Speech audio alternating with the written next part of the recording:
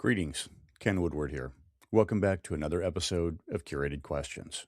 Together, we engage inquisitive humans about how they use questions to navigate and make sense of our world. I'm a fellow traveler and pilgrim on this journey, and I'm glad you're here. April 12th, 2016 was the first public demonstration of my interest in questions. A decade later, I have learned a few things as I stand on an ever-expanding shoreline. I was a freshly minted 46-year-old, dabbling in the freedoms that come with kids finishing high school and fewer daily responsibilities as a family Uber driver. I had more time to read and reflect. Questions became an integral part of the package. I started out scared to approach the well-defined edges of my identities and climate-controlled bubble. As Tim Ferriss engaged his podcast guests, the topic of intentional questions became a fulcrum that could alter the world. I have often heard others say a variation of change your questions, change your life, but there wasn't a master repository of good questions. Since I was beginning my own exploration, I chose to pursue the Odyssey through a question-based approach. Another benefit of Ferriss's podcast was the diversity of its guests. The broad-based discussions expanded my worldview far beyond the niches where I had defined its edges. The portable nature of podcasts redeemed my commute from boredom to an investment. In 2016, I was inspired by author Seth Godin's daily blog, which has now exceeded 25 years and 10,000 posts. I know, right? Mind-blowing. I started IOTD365.com, which was a daily inquiry of the day blog. The premise was a single question and a brief writing to inspire further engagement with the question. I wrote for 9 months, then gave up the ghost. I was sacrificing sleep to keep it up and was becoming unsafe while driving home on the commute. I have that much more respect for Seth Godin's writing practice. The daily blog stopped, but the passion for questions didn't. 2018 became the next iteration and the home of Curated Questions. The website expanded to include famous quotes about questions, questions by the famous, categories of questions, and resources for one's own study, and of course, home for the podcast. 2018 also kicked off my #year of connection, during which I invested time and money to foster conversations with people who had a different lived experience than me. There were many people groups that fell outside my curated bubble, and I needed to hear their stories. For example, I could contort and pat myself on the back and congratulate myself for not knowing anyone who had been incarcerated. But there is a significant U.S. population who have been part of this system. I only knew one person who was part of the LGBTQ plus community, and we had never had a real conversation about their experience in America. My understanding of the world was stunted, and I needed to fix it. Curiosity, questions, and love were my starting point. In 2020, following the murder of George Floyd, I started a 2-year, 2,085-mile walking project through every street and alley in Washington, D.C. to move the racial justice conversation forward. After 5 pairs of shoes and over 1,300 discussions, I better understood the complexities and perspectives of my community. One woman leaned out of her apartment window to ask if I was packing.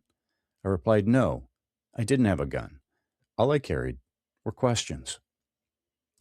The podcast has granted access to those who have thought deeply about questions in their respective fields, mostly new friends and even some longtime heroes that Tim Ferriss introduced me to. A decade is a worthy milestone to celebrate. This is the 80th episode with over 140,000 downloads. Our understanding of industry metrics tends to get skewed by the Joe Rogans of the world.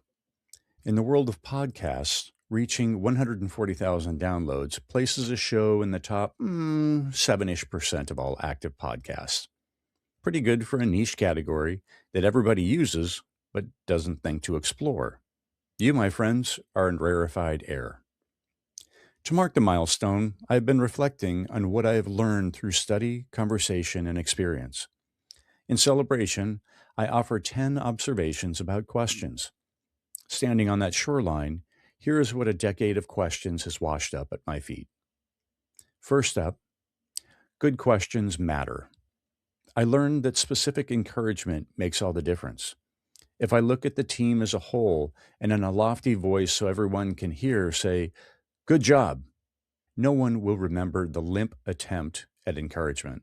However, if I say, "Jude, your marketing insights into the unfulfilled conglomerate account return the largest percentage of our quarterly gains," or "Ari, thank you for strategically engaging each of the junior research members in such a caring manner to ease the anxiety of their onboarding experience," it will be remembered.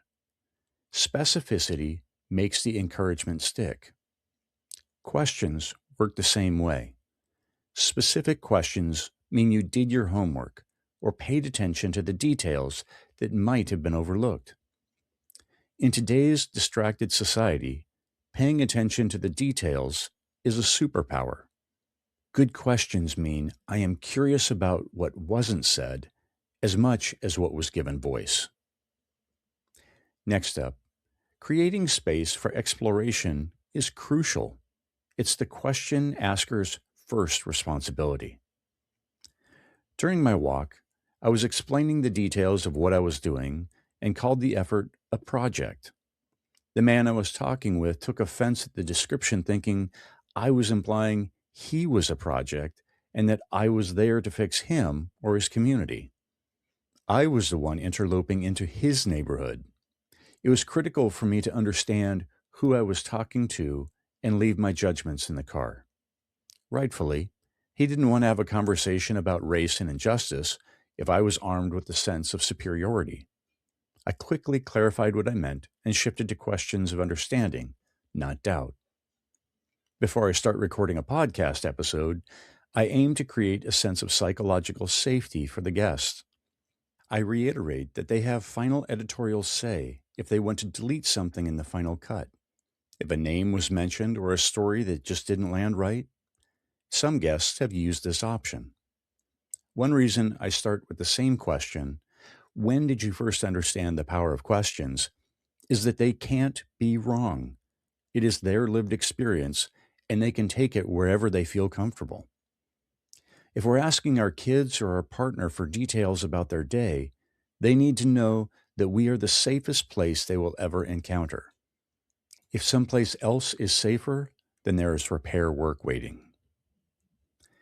Next is a cousin observation that even a poor question can become valuable with the right tone and environment. "How are you?" as you pass a coworker at breakneck speed in the hallway makes for a poor question. "How was your day at school?" when we are entranced by a screen is not experienced as genuine care, nor is it meant as a meaningful question. However, I've had podcast guests who count "How are you?" as a favorite go-to question.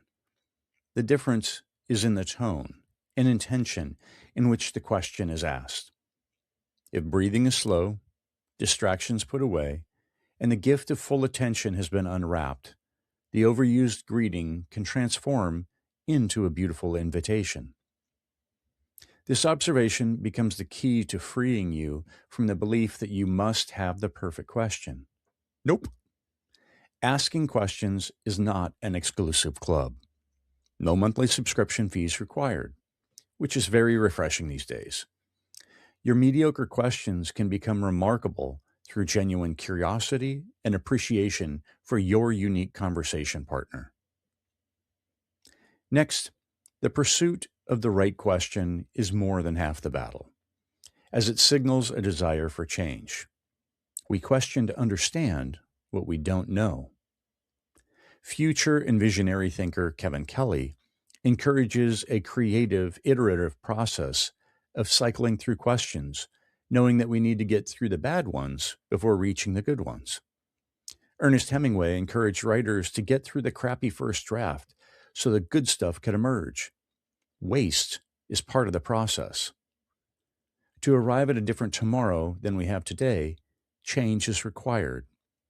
Jill Riley uprooted herself from the monoculture of the United States Midwest after earning her college degree and headed to South Africa on the verge of its first democratic elections. Jill had found questions to be a helpful tool for unearthing which permissions we are withholding from ourselves before moving forward. The mission to discover the helpful questions is buried in the word itself. It is a quest. What worthwhile quest didn't include a bit of danger, and perhaps a pirate or two? Good questions are worth their weight in gold. The fifth observation is good questions and wisdom can come from any direction. The guy sitting next to me was one digit higher in the jury pool. Kian is also a gene sequencer from Vietnam. Over the course of 3 days, we spent hours talking about questions, culture, and life. We unpacked the cultural differences in how Eastern and Western cultures approach questions and how these differences intersect with innovation. From the IOTD 365 archive, I explored whose hands cultivated your food as I spoke with the farmer who grew my weekly delivery of fresh vegetables. Her strong hands held the marks of someone who knows the soil well. We engaged in questions about where my food comes from and about the stories of the people doing the unseen work I often take for granted when I walk through the market. During the Year of Connection effort, I asked questions of a young woman who was in America and was a recipient of the Deferred Action for Childhood Arrivals, or DACA Act. This was 2018, and she was nervous about what her future held.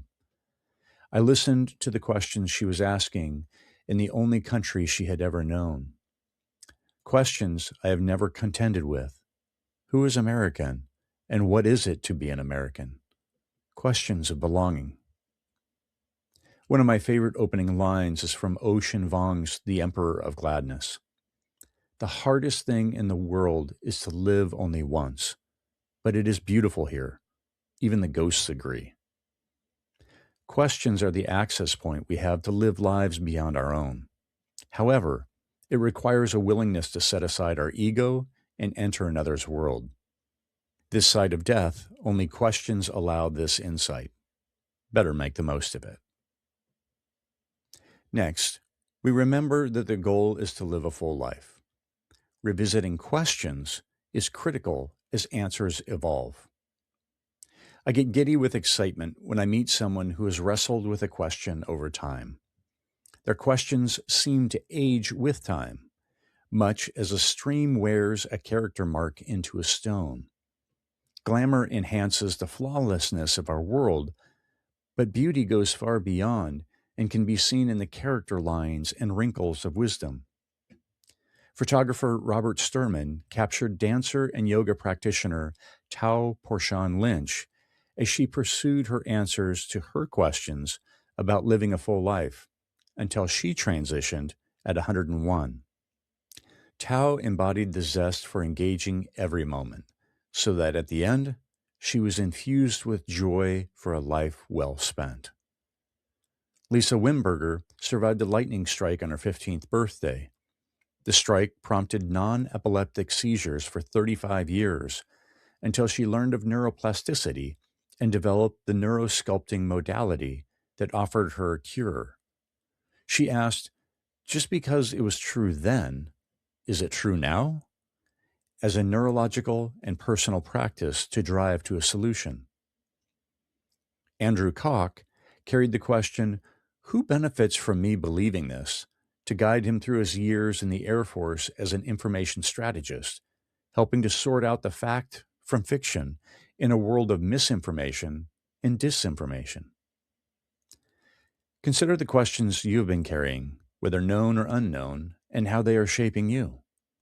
Do you engage them differently now than when you first encountered them? Next, when people reach their own answers, the change is more durable. It's anchored in their own story, narrative, and logic. Change is hard, and we don't like admitting when we are wrong. We have built our lives in a way that makes sense, even if we would rather it be different. Change becomes very difficult if it is the result of you poking me in the chest, yelling at me. The ego will have something to say about the matter, and it will take me a long time to accept the new reality. Better is to ask questions that allow one to reach their own conclusion about the change. Chris Voss, FBI negotiator and author of Never Split the Difference, encourages asking first questions that inspire a no answer to move the conversation closer to the goal. We are wired to say no first. Consider, is it totally out of the question to? Or, have you given up on this project? People feel like they're protecting themselves when they start with saying no. In my insight pause framework, the linchpin step is the pause when the insight is new and needed to hold off the onslaught of implications hovering to pummel the fresh sprig of insight. Build in time for the insight to take root and your mind to get used to the existence of this new perspective, and then start to work through the implications. Our narratives are the stories we tell ourselves, giving our lives a story arc we live out as the hero. Nobody enjoys getting blindsided by change. Questions create an alternative pathway for a new story arc to merge with the existing hero's journey. Number 8. Asked questions are an exercise of one's agency. This lesson was visceral. It was during the conversation with Naomi Campbell of the Right Question Institute, or RQI, as she described the Institute's impact on marginalized community. I teared up and my voice broke. Agency was the name I had been looking for. Naomi described women fighting to regain custody of their children, or disenfranchised communities advocating for safer schools.